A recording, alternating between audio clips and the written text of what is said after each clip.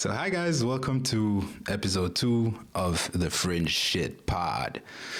I'm one half of your host, as always, Walter, aka the Gentle Giant, and my second half with me.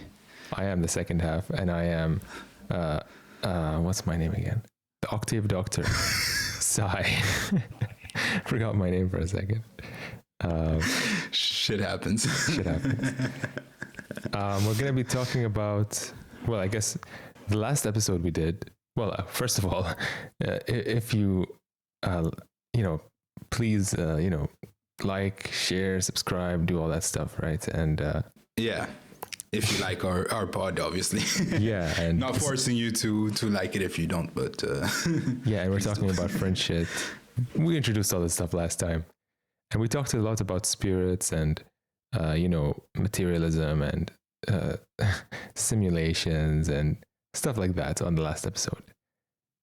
And for some reason, I felt like we should, I just felt like we should read Plato's Allegory of the Cave.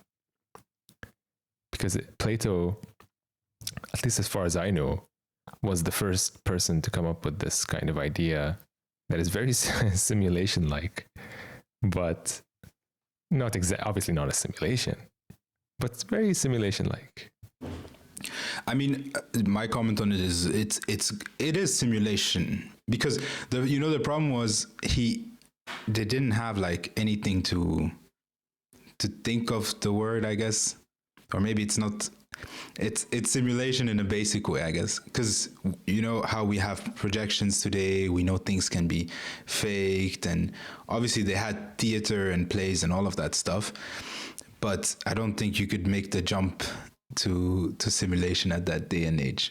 But it's simulation adjacent. Yeah, I mean he did the best he could with like you said, with the technology that they had. yeah. It's kind of like Descartes' demon, but Anyway, so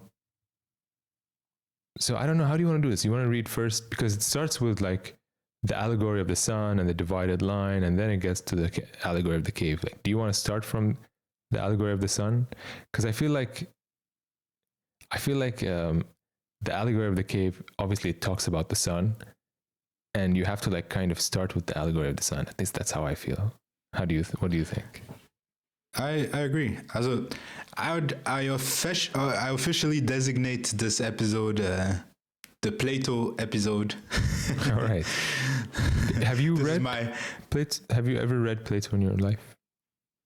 I've read some. I've read the Allegory of the Cave. Understanding not fully the allegory of the sun, but understood the allegory of the cave. Yeah. You read but like the actual allegory of the cave, or you read about it? I think I read about it more than the actual. So with comments, that's why I guess I understood context and all of that. Okay. Perfect. But then let's go from the beginning, and so I'll be like the viewers, I guess. And I mean, this is from Plato's book or dialogue called The Republic, which is a very weird dialogue. It's one of Plato's longest dialogues, but for me, it's a very weird one. And then suddenly here in the middle of the dialogue, almost as if, he was hiding this thing. Like, how we used to say about Gentle Giant, where they do like weird music in the beginning, and then in the middle, they hide like the best part. Yeah, this is what this is like the whole thing is so weird, and then all of a sudden in the middle, poof, he just smashes your face with this masterpiece. All right, well, anyways, let's drink our waters and be prepared. Yeah. So I guess this is a review of some of Plato's works from my side. For me, it's from your side. It's part of your daily life, I guess. It's last time you said you were a Platonist. I just want to go. Can we, before we start reading that, just so I understand, like, or our audience understand, because I mean, Plato was a very influential character in the rise of civilization. I mean, in our history, a lot of ideas are actually stem from him. They just were developed upon. So maybe if you can give us a small summary of who Plato the man was, I guess. Or is he became a legend, obviously. Yeah. So it's difficult. It's difficult to the man, the myth. Exactly. I know he became kind of a mythical type of legendary, human being persona, I guess. So yeah, let's start there, and then we'll get into his allegories and stuff, just so we know kind of a bit. Yeah, I mean, the funny thing is that Plato is a legend who wrote all his dialogues in the voice of a legend, which is Socrates. So anyway, I don't know much like in terms of like his birth or anything. Obviously, he lived in around the 5th, 4th century in Greece, somewhere in Greece. BC or AD? BC, right? BC, yeah. Yeah, 4th century BC. He was a student of Socrates. Socrates was executed by the state for various reasons. Plato wrote a dialogue where he claims to give the reasons. Are those claims true, not true? Who knows? Anyway, that dialogue is called the Apology, and where Socrates gives a defense or whatever. But anyway, all Plato's dialogues are written in the name of Socrates. So Socrates, or almost all of them, where Socrates is the main character, and Socrates is going around town, asking people questions, and that's basically Plato's dialogue. It's just Socrates doing philosophy on the streets. It's like a street philosophy. The first street philosopher. Not obviously not how we imagine it today. Those guys, in the city, on milk cases or whatever. No. Yeah. No, obviously this was there was a huge public debate scene in general. I mean, just for context for our viewers as well, and how the whole Greek democracy worked, and ideas were interchanged, and you had schools against others, and philosophies of life, because they were searching for the answers including questions like, what is the purpose, why are we here, and a unifying theory. I guess that's one of the comments I want to make, is that the ancient people, they didn't look for specific things like how we do today. We're very specialized. They were more looking for unified theories and stuff like that. I guess that's my from me reading into it a bit. Yeah, I mean, most people were looking for like a theory of nature. What the hell is nature? And then came Socrates, who was like, what the hell is a human? He shifted the focus a little. Instead of asking what is nature, what is a human? What does it mean to be a good human being? What does it mean to be ethical? But then there's also those dialogues where Socrates gets very metaphysical, and this is one of them. This is one of those examples. So anyway, Plato is famous for a lot of things. He had like, he basically wrote about everything: aesthetics, ethics, metaphysics, epistemology. He did it all.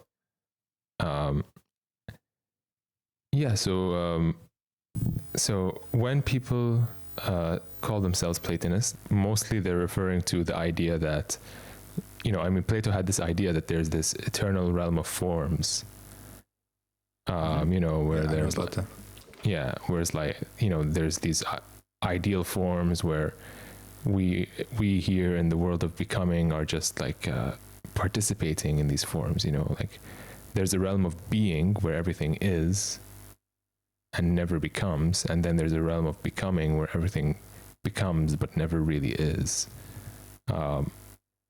Now, obviously, Platonism has gone through many shifts since Plato.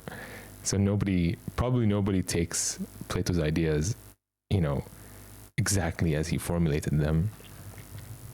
Or mostly, there's always those people.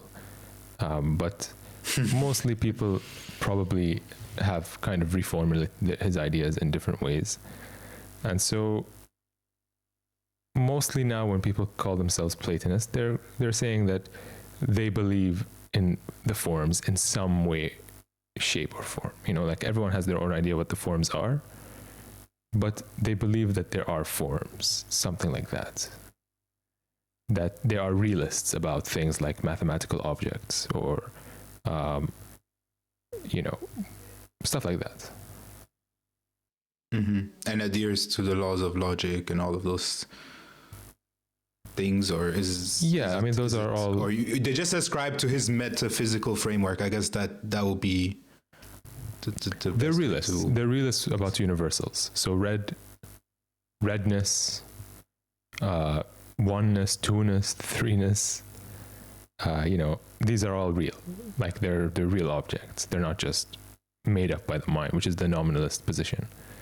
That it's all just mind. Mm-hmm. So yeah, mind. Yeah, we're about to go into book 7. About the allegory of the cave. The allegory of the cave. Let's just recap. Yeah, exactly. So Socrates is saying, okay, look, you have these in this world that we're seeing with our eyes. You have many beautiful things. This is what we see with our eyes, right? You see a beautiful flower, a beautiful sunset, a beautiful. What do you see? A beautiful house, a beautiful whatever. Garden. Yeah. Many beautiful things.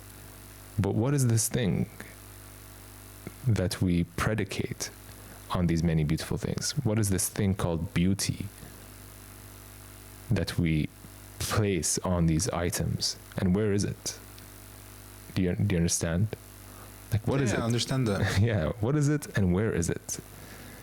Mm-hmm. And this is where it gets weird. Like for most, I guess, non-Platonists, they'll be like, what is beauty? It's just a word. It's just. Well, I say for me, it's subjective. Beauty is something subjective. Like every person can find beauty in other things, but there are certain things in nature that just are appealing to human beings.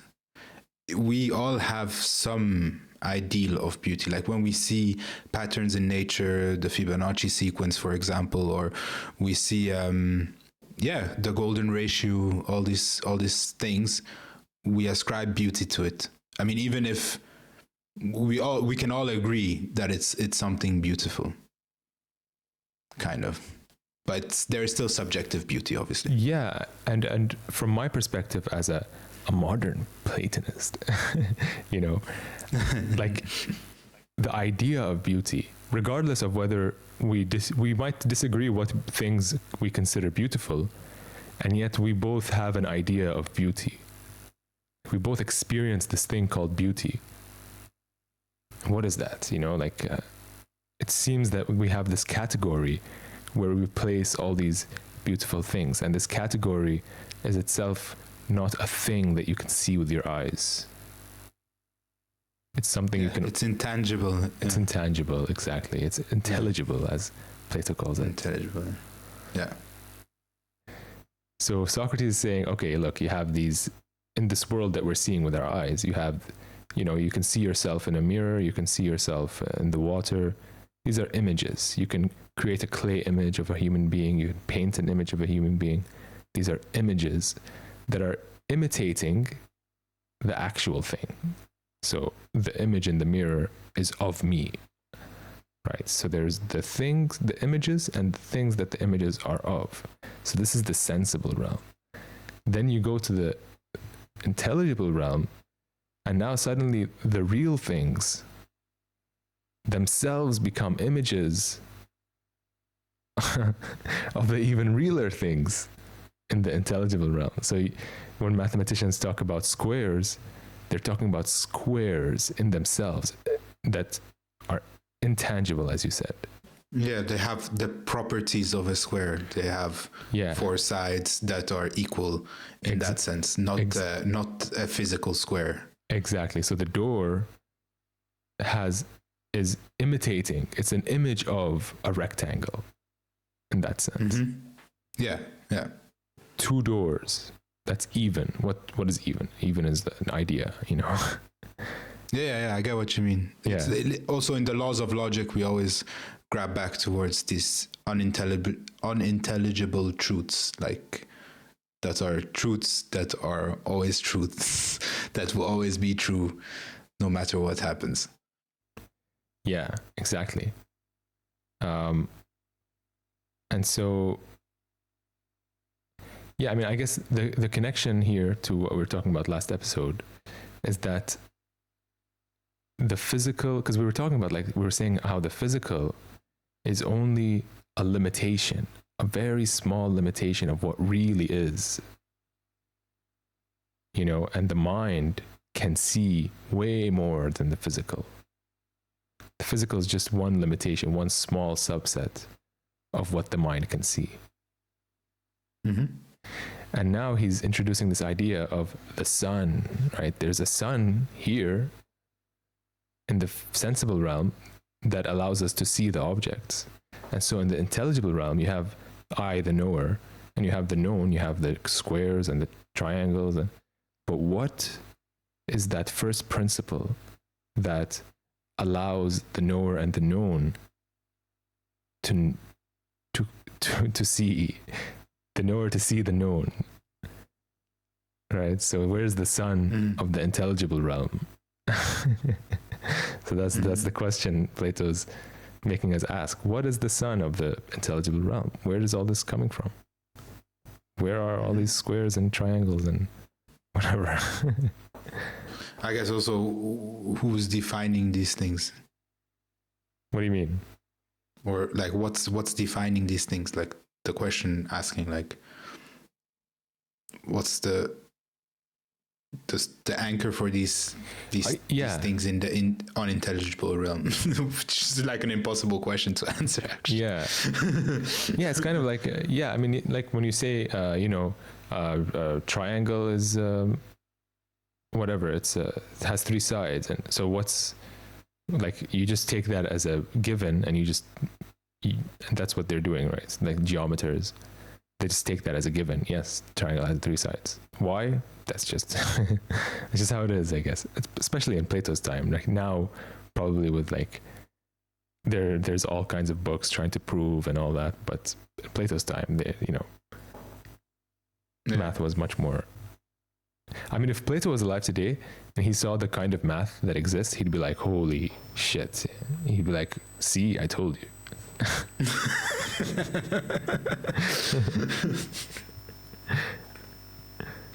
All right, so then then I guess we'll move on to book 7. Yeah, the Allegory of the Cave. Okay, here we go. Next, I said, compare the effect of education and of the lack of it on our nature to an experience like this. Imagine human beings living in an underground, cave-like dwelling with an entrance a long way up, which is both open to the light and as wide as the cave itself. They've been there since childhood, fixed in the same place with their necks and legs fettered, able to see only in front of them, because their bonds prevent them from turning their heads around. Light is provided by a fire burning far above and behind them. Also behind them, but on higher ground, there is a path stretching between them and the fire. Imagine that along this path, a low wall has been built, like the screen in front of puppeteers above which they show their puppets. Okay, so there's these people in a cave, they're tied up basically, they can only see in front of them, they can't move their necks. There's an opening to the cave, but they don't see this opening of the cave, they just see the wall in front of them, and there's a fire behind them, and that's putting light on the wall, and there's like a path and a puppeteer on this path. Isn't he using the puppeteer to show how it looks like, or did I also behind them? Yeah. Okay. Yeah. Yeah, like the puppeteer is kind of like doing things on this path, using the fire to make like shadows appear on the wall. Yeah, because that's what they used to do before, right? Like that's what I was saying. Like they have now. He's gonna use this analogy because before they had like plays or puppeteers. I didn't think that the puppeteer is actually involved in the allegory. He's just trying to compare it and let you know that hey, it's kind of like when you go to a puppet show. Yeah. And you see, Exactly. So the puppeteer is using the light of the fire to make puppets appear on the wall in front of them as shadows.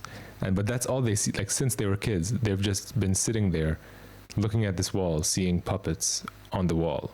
And that's all they see. That's all they know. Like they don't know that there's a puppeteer behind them. They don't know that there's an opening that leads outside the cave. They don't know that they're in a cave. Yeah. So Glaucon says that he's imagining it. I'm imagining it, says Glaucon. And then Socrates says, then also imagine that there are people along the wall carrying all kinds of artifacts that project above it. Statues of people and other animals made out of stone, wood, and every material. And as you'd expect, some of the carriers are talking and some are silent. It's a strange image you're describing, and strange prisoners, indeed, Glaucon. They're like us, says Socrates. Do you suppose, first of all, that these prisoners see anything of themselves and one another besides the shadows that the fire casts on the wall in front of them? How could they, says Glaucon, if they have to keep their heads motionless throughout life? Socrates says, what about the things being carried along the wall? Isn't the same true of them? Of course, says Glaucon. And if they could talk to one another, don't you think they'd suppose that the names they used applied to the things they see passing before them? They'd have to, says Glaucon. And if their prison also had an echo from the wall facing them, don't you think they'd believe that the shadows passing in front of them were talking whenever one of the carriers passing along the wall was doing so? I certainly do. Then the prisoners would in every way believe that the truth is nothing other than the shadows of those artifacts. They must surely believe that. Consider, then, what being released from their bonds and cured of their ignorance would naturally be like, if something like this came to pass.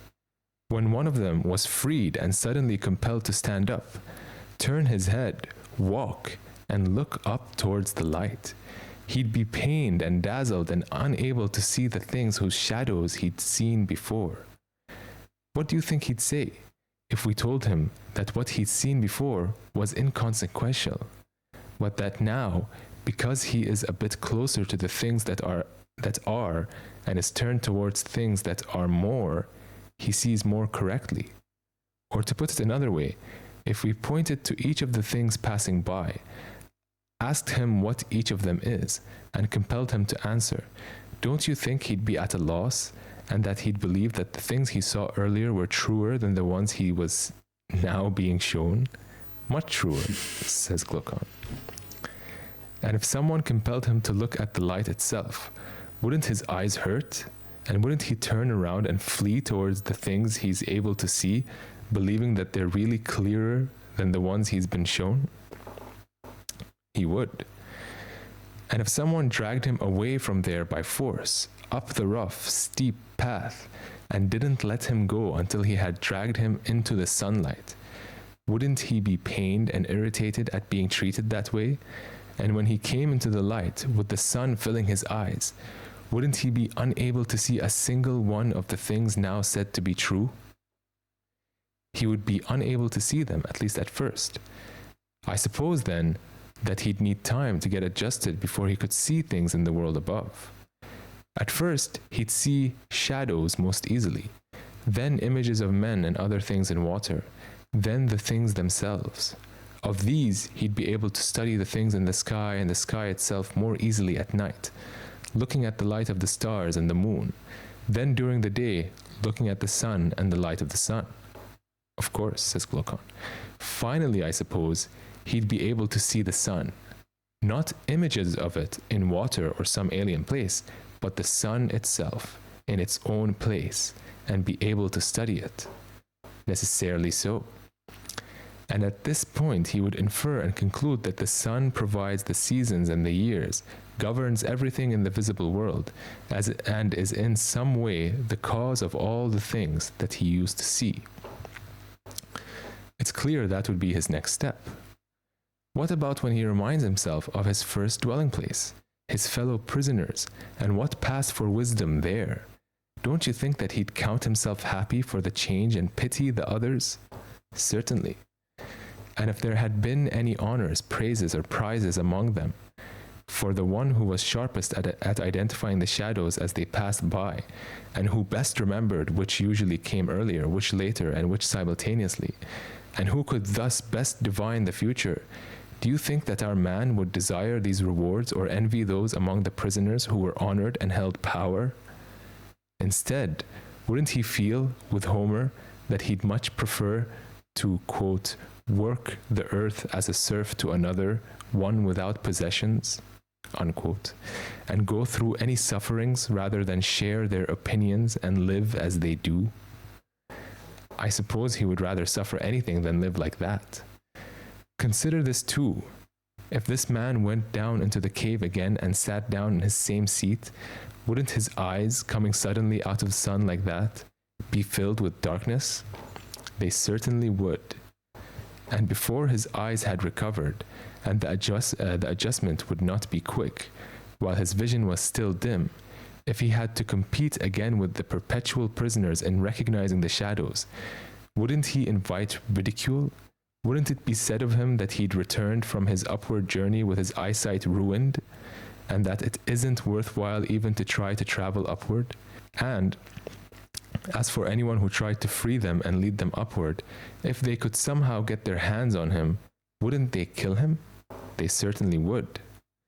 This whole image, Glaucon, must be fitted together with what we said before. The visible realm should be likened to the prison dwelling, and the light of the fire inside it to the power of the sun. And if you interpret the upward journey and the study of things above as the upward journey of the soul to the intelligible realm, you'll grasp what I hope to convey, since that is what you wanted to hear about. Whether it's true or not, only the God knows. But this is how I see it. In the noble realm, the form of the good is the last thing to be seen, and it is reached only with difficulty. Once one has seen it, however, one must conclude that it is the cause of all that is correct and beautiful in anything, that it produces both light and its source in the visible realm, and that in the intelligible realm it controls and provides truth and understanding, so that anyone who is to act sensibly in private or public must see it. I have the same thought, at least as far as I'm able. Let's see for a second, like, where is this going to go now? Yeah, but I think that's enough, right? Yeah, that's enough. Yeah, and that's enough. Yeah, I find it cool that for me, it kind of got at the end, actually, kind of an argument for God, and that in that sense that he's the anchor for truth and for beauty, for all these concepts, right? And it's kind of funny because I mean, in the beliefs, in a lot of beliefs, it is that way too. Yeah, I mean, if you think about it, like, I mean, just think about this journey. I mean, again, like tying it back to what we were talking about last episode about simulation and all that. Like, there's a journey inward, you could say, and this journey inward, in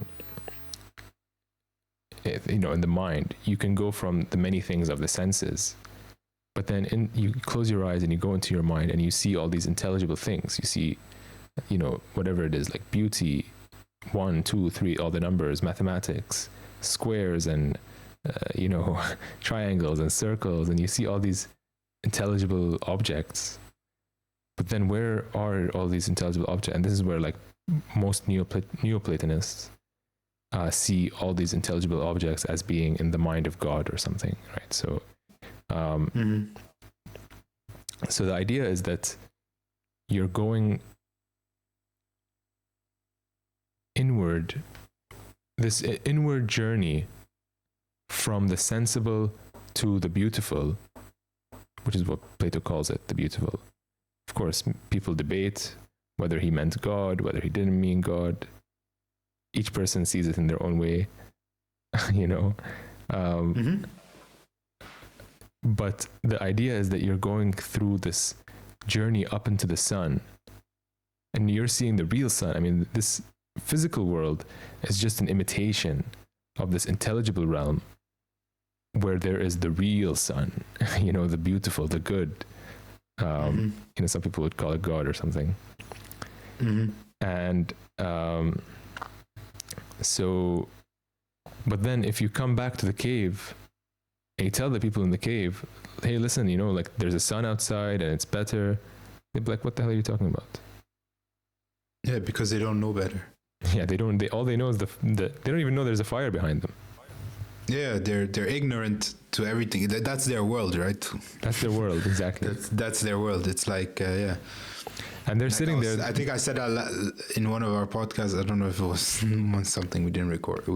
They're sitting there. They're like arguing about, you know, oh, I can predict better than you who's gonna pass by next and who's gonna talk next, and you know he's and he can't do it anymore. Like he's like, what the hell are you guys doing?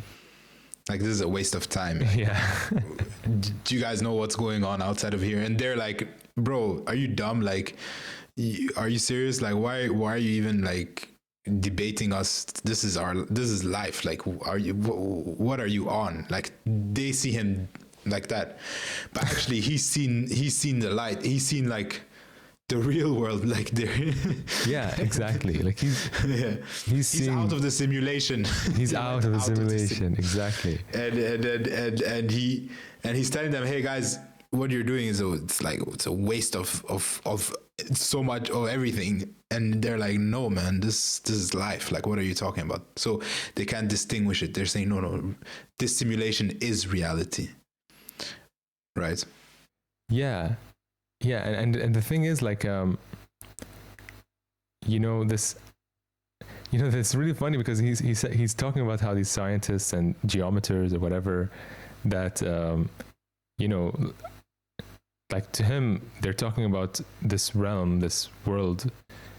You know, he gave this dividing line, and everything here in this world is more like opinion because it's constantly changing. Everything's constantly changing.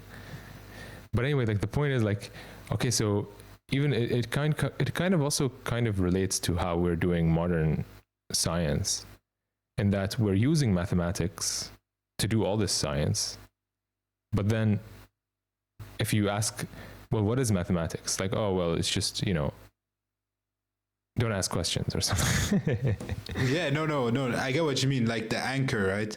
No, I mean there are some crazy mathematicians out there who 60 pages to prove that 2 + 2 is really 4. You know, that there is some stuff like that, but that's what's missing. It's like the anchor and all of that. And I think his kind of contention to them is like, hey, you guys are actually dabbling in this realm the whole time, but it's like you're not even seeing it. Like you're taking it for granted. And especially the Greek, because the Greek were those who actually like first the concept of pi, right, and the circle. And you could never actually draw a perfect circle. Like no matter what you do, even a computer can't draw a perfect circle. It's impossible. Have you heard of this before? No. Like, yeah, basically circles, circles are a very weird shape because we deal in lines mostly, right? Like as human beings. So the concept was that actually circles are tiny lines that connect to each other. And that's how a circle is formed. So when you try to draw it. So no matter what you do, you can never have a curve because they're tiny lines. You can break it down to the smallest line, 0.0 whatever millimicrometers that are going off in different angles, right? So that's why they say you can never actually draw a perfect circle. And during their quest for the perfect circle, they came upon pi. Okay. Yeah. Interesting. Exactly. It's very interesting. Yeah. So it's like, it's weird because like you said, this thing is you can never do it. It's something we know of, we can see it, but the perfect one cannot be made. But a square, obviously we can make a square, whatever, and stuff like that. You can't make it, but you can like exist. think of it. You can think of it, you can, yeah, like you said, it's defined. It's like one is 1, 0 is 0, and you know, like 1 is actually like the base number for everything, right? So 1 and 0 is actually the absence of 1, and then you have 2, which are basically 2 1s. You have 3, which are 3 1s together, right? And all of these things are living in our heads. Yeah, it's kind of freaky if you think about it. That's the thing, like that's what the thing is, like you know, that's the thing I wanted to mention. Like, okay, we have materialism or physicalism, whatever. Okay, but what about all this mathematics that you're using to describe the physical world? Like, what is it? How are you doing this mathematics to describe the physical world? Where is this mathematics? What about your mathematical models? What about your models in general? Right? Oh, that's just mind. Okay, what is mind, and why is it capable of doing all these things? Where is it getting all this information from? How does it get information out of thin air? Ex nihilo? Impossible. Because that will go against the definition of information.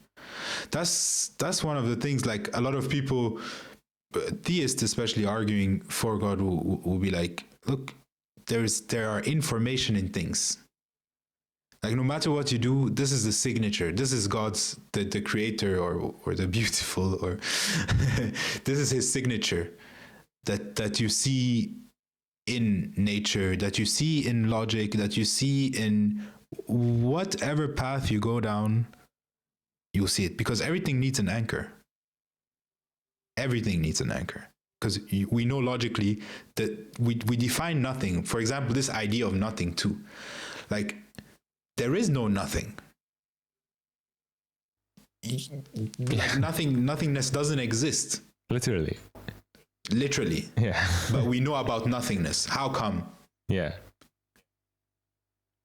Because we know 0, we know 1. So it's like I said, these things, these scientists really I don't understand like where they ground their stuff. Obviously, I mean, you can write papers on papers, but I feel like it's kind of like you said, it needs to be grounded in something. They don't like philosophy, they don't care about philosophy, and they end up doing bad philosophy, I think. Yeah. I mean, here's the thing. I wanted to say, like, one of my favorite philosophers, Alfred North Whitehead. I mentioned him in the last episode. Yeah. Yeah. He was a Platonist. You're a fanboy. Yeah, he was a Platonist and he was a mathematician his whole life. He wrote a book with Bertrand Russell, which is pretty popular, called Principia Mathematica, where they famously, I think, spent, I think it was 200 pages trying to prove that 1 + 1 = 2. So he's one of those crazy mathematicians that you were talking about, you know. Yeah. And he was agnostic most of his life. Somehow became, you know, he wrote a book, Process Reality. He talked about that God is necessary. Like, we need God in the metaphysics. We can't not have God in the metaphysics, because otherwise, where are we going to put all these possibilities, right? All potentiality, basically what we're calling information. Where is it? It has to be somewhere. Mm-hmm. And so he says, well, it has to be in the mind of God. Now, of course, you might be convinced by that. You may not be convinced by that. It really doesn't matter. It's not about whether God exists or not. It's about just taking that. We don't have to leave the cave entirely. At least let's just stand up, you know. Let's just stand up, look behind us. Look, there's a fire. Oh, these are shadows, you know. We're doing mathematics. We're building models. We're using these models to create laptops and telephones, and we're turning our voice. We're turning air molecules into electrons, into radio waves, into electrons, into air molecules. And then I can hear your voice all the way here from across the globe. Like, we're doing crazy things. with mathematics. Yeah, we're hacking reality. That's what I always say. Like science is also science. When you study nature and the laws of nature, right? It's just like any system. When you're in IT, what do hackers do? They study a system, they study the code, they study what you can do, what it does, and they try to break it. They try to manipulate it in their favor. And that's what we do. We saw these laws. We understood that these laws are true in nature. No matter what I do, this is a constant. How can I use this constant to my advantage? Like you said, sound waves are pressure waves in the air. Okay, so I can have a diaphragm on the microphone that records these pressure waves, transmit it however I'm going to transmit it. I don't even want to start talking about computers. and then on the other side, I have a speaker, which is the opposite of that, and gives out, like you said, this information. It's crazy. Or waves, or how we have potential energy in a dam, or I mentioned that last time as well. It's just, as you said, we know gravity exists. Okay, let's use it to our advantage. Oh, the sun is here. There's a thermonuclear reaction going on. Like all these things we're seeing, we're basically hacking nature. We're understanding what did God what did God program, or what did the programmer program, and how can we use it to our advantage? Yeah, that's actually perfect. I think we are hacking nature. We seem to be the only ones that are hacking nature. I mean, you look around us, nobody else is hacking nature. We're doing something pretty special here. And that's another thing, but I'm not going to get into that. But anyway, that's a whole different wormhole. whole lot of Fringe shit. Yeah, a whole lot of Fringe shit. Another day. Second shirt. But yeah, free the Fringe and whole lot of Fringe shit. Let us know if you want to see this project. What was the first one? Free the Fringe? Free the Fringe. That was the first Free t-shirt. the Fringe, yeah. And then a whole lot of Fringe shit. Whole lot of Fringe shit. Second. Fringe shit shirts coming your way soon. As soon as we get some followers, you know. Right. Well, anyways, I'm gonna love listening to this. Like, even if nobody would ever listen to it, I know that like in 20-30 years, I'm just gonna love listening to this. Yeah. This is good, dude. If I live that long. I mean, just like on an aside, like we've been separated by distance for a long time. We've been friends for a long time, but then, shit happens, separated by distance. And so, either way, almost 7 years now. Yeah. So, like you said, regardless whether people listen to this or not, I'm just glad that we're, having these conversations. They're fun. Yeah. Yeah. But anyways, what I was going to say was, that, I mean, like the more obviously I do a lot of stuff like meditation, like whatever, spiritual practices. And many people probably say, oh, well, you're biased because you do these practices, whatever. But the thing is, like, when I do these practices, I experience things that I don't know. It seems to me that it's just so crazy. Like, okay, so we can't find consciousness. Okay, we've looked in the brain. We have not seen consciousness. Okay, well, we just, we don't see strings, and yet we posit the existence of strings, right? String theory, right? We're looking for strings. We infer their existence from for other reasons, and now we're looking for them, whatever, or dark matter and dark energy. Nobody's ever seen dark matter and dark energy. We infer their existence based on certain findings that we've made. So, okay, we've not seen consciousness. All right. Does that mean it doesn't exist? Maybe our tools just aren't advanced enough. Maybe it's not possible for any tool to detect consciousness. Maybe we are limited in that way. Maybe, some people would say, maybe we're in a simulation and, you're looking in the wrong place for consciousness. Like Yeah. like the Vedantic, Hindu kind of traditions where it's like you're never going to find the subject, you are the subject. You can't find the subject because you are the subject. You are, yeah. No, it's funny because in general, I think no matter what we do, there are a lot of things like they are unanswerable. Because I don't know, maybe it's just in my head limitation. Like you said, maybe if Plato was here today, we'd be like, god damn, what happened here? Like, yeah, but like in my head, there are certain problems that are insolvable, and maybe it's also a bias because of my religion, but something like the soul, for example, right? We've been talking about the souls forever, like this word, heaven and spirits and things that are outside of our view or of our sight that we can't grasp at, that is intelligible, as Plato would say. Yeah. And these things for me are unsolvable, no matter what, because no matter what happens, you will not find the two. It's like when you're a two-dimensional being, saying, there's this thing called jumping. Like, what are you talking about, bro? How can I jump? There is no up and down. You know what I mean? Yeah.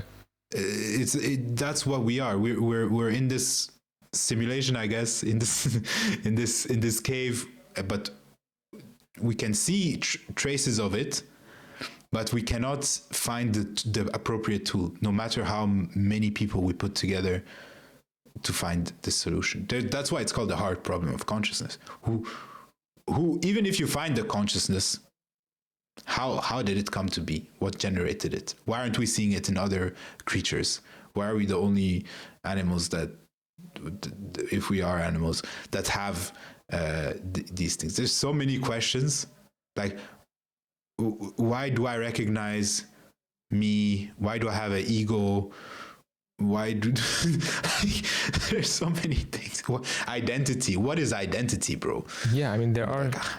Identity is a weird one, and I'm very Buddhist when it comes to identity, but I will say that when it comes to like these imponderables or whatever, these questions that are unanswerable, I do agree, and I think that like, why is there consciousness? I mean, it's not like I'm saying, well, materialism doesn't solve the problem.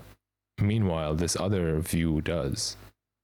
It's just a question that it's kind of like, at some point in any philosophy you have to just like, there comes a point where I just have to say, it is, it just is. I can't really tell you why is this, like the geometers of Plato's time. Yeah, it's just like, 1 + 1 = 2. Why? I just do it. It's 2.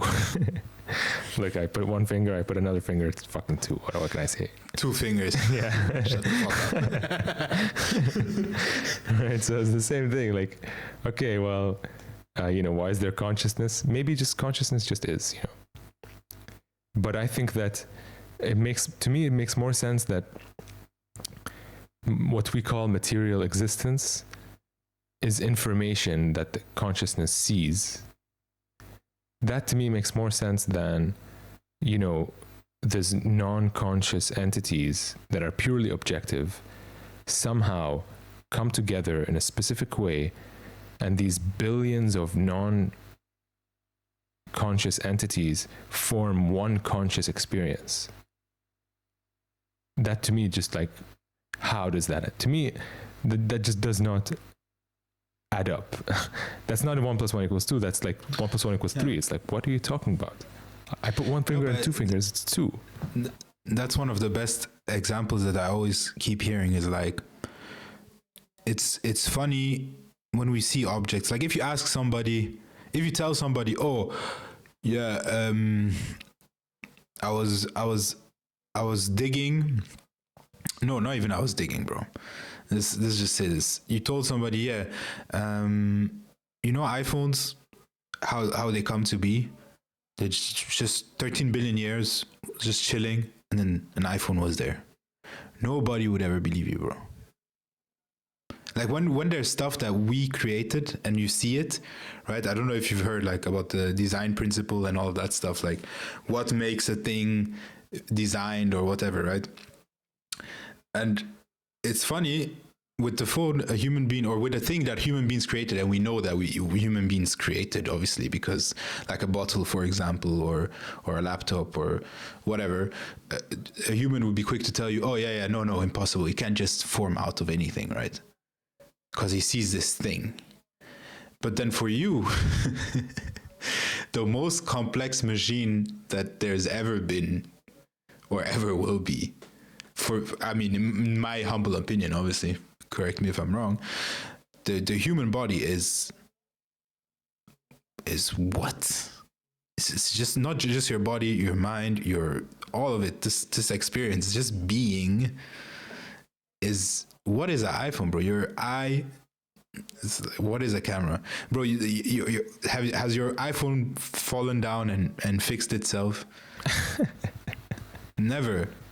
Like, imagine you cut yourself, you start bleeding, it fixes itself. Imagine your iPhone had that feature. Yeah, I mean, just consider how like when you like consider science over the past 300 years, right? Like we've made a lot of progress in terms of understanding the sun, the planets, the universe, I mean, of course, there's still a lot more that we need to do, but we've made a lot of progress. Then you look at the human brain and we're basically like scratching our heads and we're like, well, what does this do? What does this thing do? Like we have this, like we still don't know where memory is. Yeah. Where is memory? We can't find it. You won't be able to find, and that's, it's funny, like a lot of doctors too and stuff, like a lot of scientists, I don't know, I saw an interview with this Japanese scientist, and he, like Alfred White Northhead, I guess, too, at the end, from agnosticism to no, there is, because the more you search and search and search and search, you'll find something. Like the deeper you go in any field, if you go deep in biology, you end up be like, okay, there's a thing called the minimum gene concept. Like, okay, how come we have a single-celled organism and multicellular organisms, but we don't have like organisms with 3 cells or 4 cells or 5 cells? Like, where's the jump, or like in mathematics, like you said, okay, this forms, or trying to prove or looking at the probabilities of low entropy to high entropy and the probabilities of us being here and all of that stuff. So like there's a lot, or seeing electrons and being like, okay, this shouldn't happen, but this posits that there are also positrons, and then you understand, okay, no, there has to be a designer, because this is too crazy to just be an accident. Yeah. You know what I mean? Yeah. The signature, yeah. Yeah, I mean, it's just like, and this is the thing, right? Because I think Henry Bergson made an argument. Bergson, Leibniz, some other philosophers have made this kind of argument where, I mean, they didn't make it exactly this way that I'm about to formulate it, but, I'm formulating a form of that argument that is my own, I guess, which is like, okay, so we're looking for memory in the brain, right? And Bergson kind of has this book, it's called Mind and Matter? No, Matter and Memory? Yeah, Matter and Memory. Bergson, obviously very famous for having a debate with Einstein about time. But anyway, that's a whole different story. So he has this book called Matter and Memory, where he argues that memory can't be in the brain. And I would go further than him, and I would say,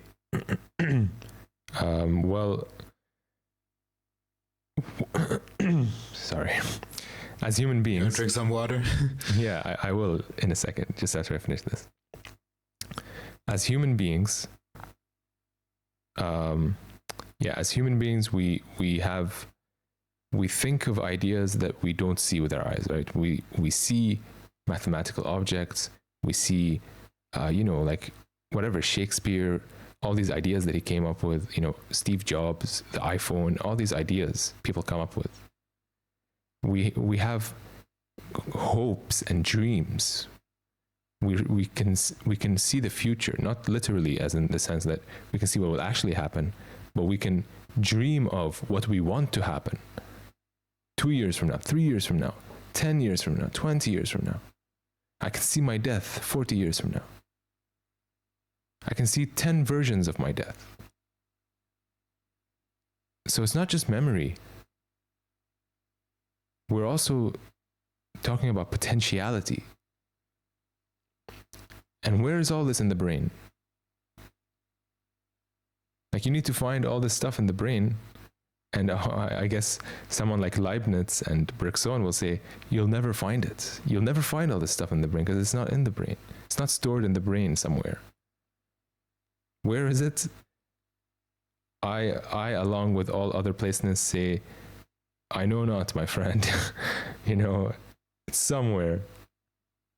But it's just because but we have to know where it is. Like, who told you that the world had to be?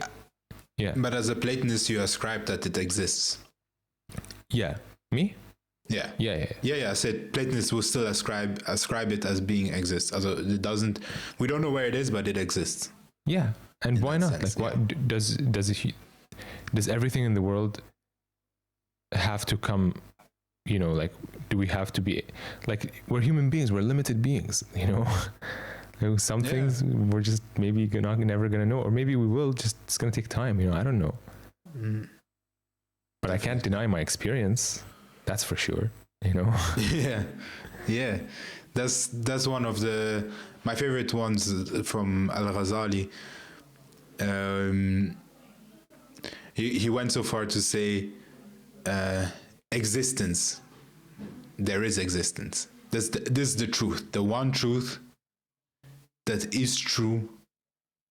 There is existence. He went further than saying, "Oh, I am. I think, therefore you know what I am." I mean? I think, therefore I am. He just says there is existence. That's like a base, true statement that he attests to, and then from that he built up everything on top of it. And I would go further, and I would say, just like to link it to what we're talking about now, I would say there is experience. Like experience is just a given. I can't go beyond experience.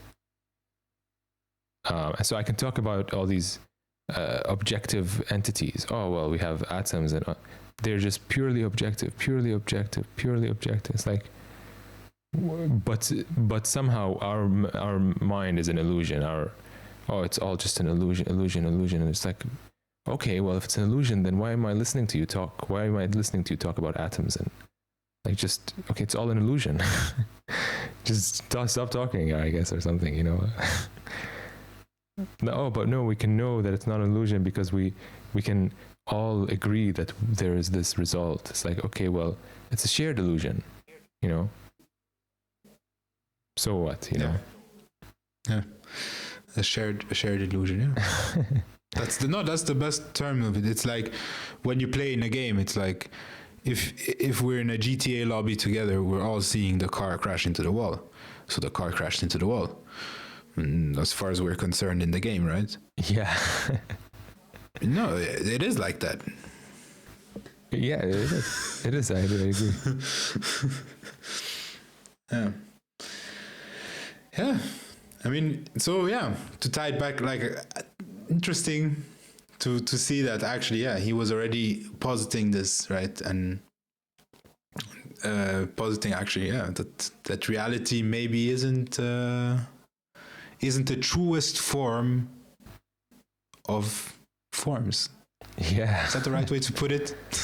Yeah, I mean, that's 2,500 years ago. This guy, yeah, way ahead of his time, I think. Yeah, that one for sure. Yeah. No, he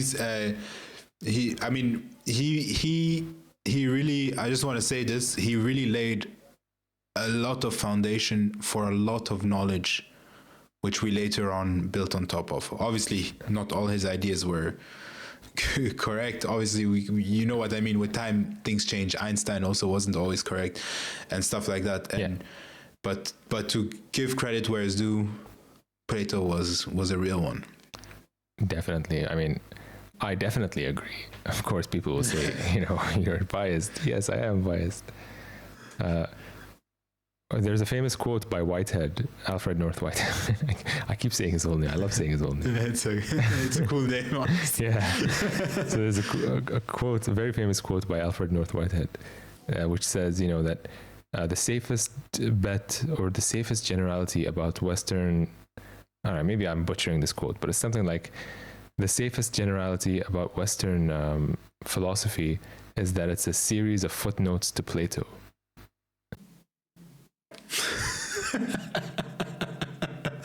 Yeah, it kind of is, because like you can see his ideas in a lot of things. Yeah, because his ideas, first of all, were very general, so it allowed people to really build on top of them and take them as foundations. I mean, that's how most science works, and that's one of the things that people need to understand, is that why are we, like, when we see the last 100 years and we're like, oh damn, like in the last 100 years we had so many advances, like what were our ancestors doing? Like, how come did it take this long? Like, oh, okay, something is off, aliens, whatever. No, the point is, we had people like Plato starting the foundation of this brick wall of knowledge, and step by step, people came and put on their bricks, and some people laid 3, some people laid 4, and now we have this whole wall of bricks, which is the knowledge or library that is built of knowledge that we have today.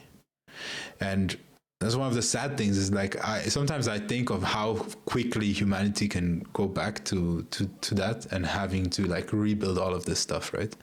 Actually, if you think about it, like one asteroid and we're good. We're back to the Stone Ages, but that's something for another day. Yeah, I actually do want to talk about this one day. About yeah, me too. Yeah, I'd love to. Yeah, and I also want to talk about like if we can do like a future episode about whether we think. Have you ever heard of the Eleusinian mysteries? ELY. Is it that one? ELLY or something? ELUE something. I don't know how to spell it, but yeah, I think I've heard about this. It's like a weird U and Y spelling thing. Maybe it was something that was around at the time of Plato and Aristotle, and there's some speculation that people were doing like stuff, acid LSD. Yeah. Like they were eating this mushroom that was, something like LSD or something like that. Oh, I've heard about, because it is a fungus, the ergot. Yes, so it is the exact one. They had something with the ergot. I've heard about it. Yeah, I've heard about that. We should do an episode one day. Yeah, what would be cool if we could actually do a collaboration. A what? There's this guy, a collaboration. There's a guy. He has a show. It's called Pharmacopoeia. What's it called? And he's Pharmacopoeia. Ah, I've heard of this guy. Yeah, we've seen some episodes together in the past. I think his show is still running. It was on Vice or something like that. Oh, and okay. I think he did something on ergots and stuff. He'll be interesting to talk to him about this kind of stuff too. Guys, please like, share, and all that stuff, so that one day we'll be big enough to collaborate with this guy. And not just him, other people, philosophers too. Yeah.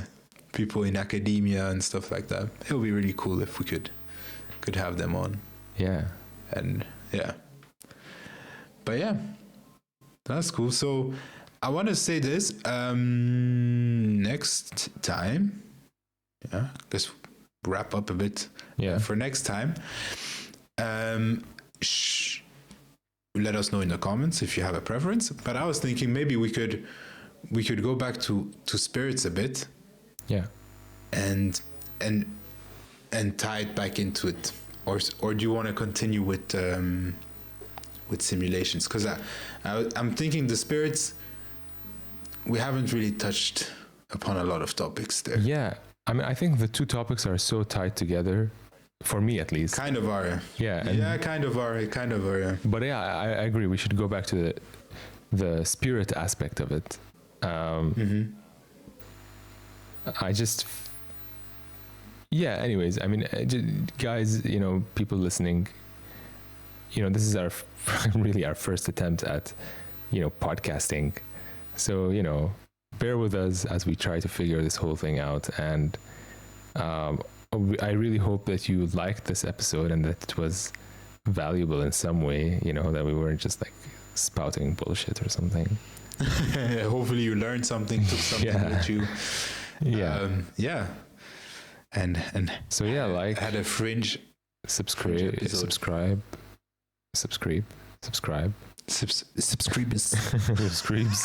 like, subscribe, comment below what topics you want us to talk about. You know, questions. If you have any stories, if you have any opinions, give us all that good Fringe stuff. Give me the good Fringe. The Fringe shit. Now I'm always like trying to come up with a new, you know, quote that we can throw on a shirt somewhere, sometime in the future. Free the Fringe. Hold on the Fringe shit. Yeah. See you in the comments. Subscribe, like, and until next time. Until next time. Signing out from your friends or your hosts, your two hosts, Walter and my good friend. All right. Bye. All right.